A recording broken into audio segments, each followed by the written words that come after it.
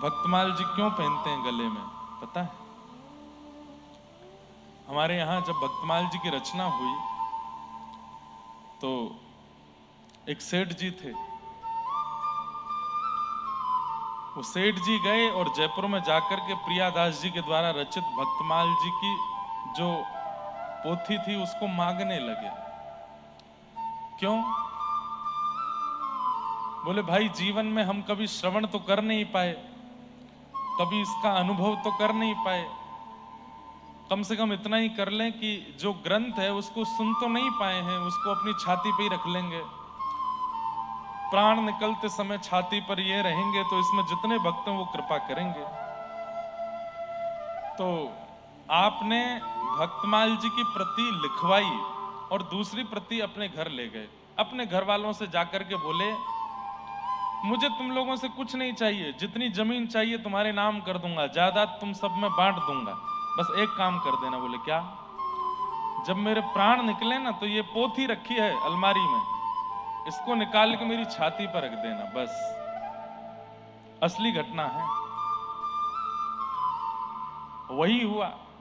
जब उनका अंतिम समय आया, उनके सारे बच्चे सामने आ गए और सबने आगे कहा पिताजी अंतिम इच्छा बता दीजिए। तो बोल नहीं पा रहे थे, बस इशारा कर रहे थे अलमारी की तरफ।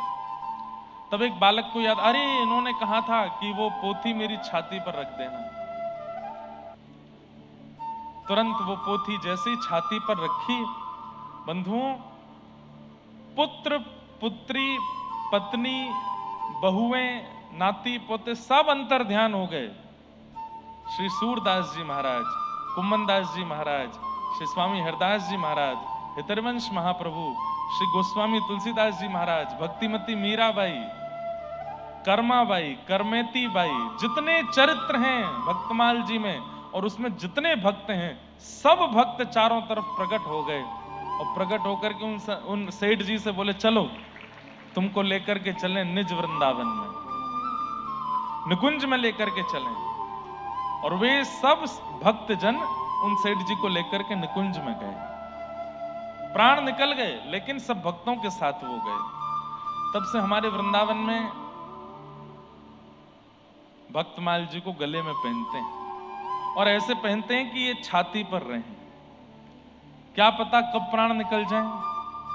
तो जब भी अंतिम समय हो, जब भी प्राण निकलने का समय आवे, उस समय सब भक्त हमारे सामने प्रकट हो जाएं।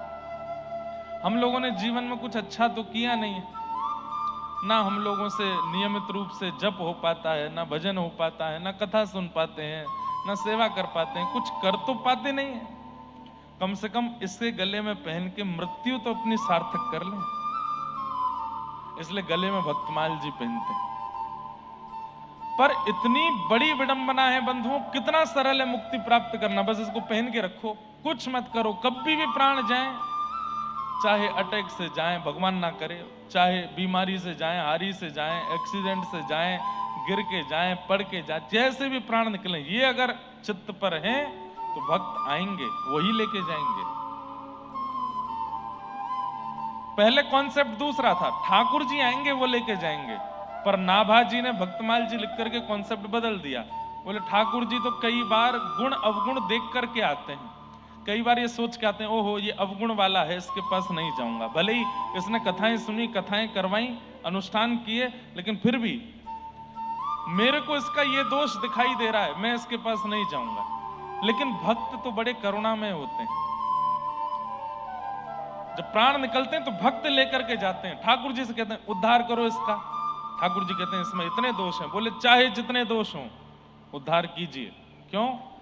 जीवन पर्यंत भक्तमाल जी को गले पर धारण किया।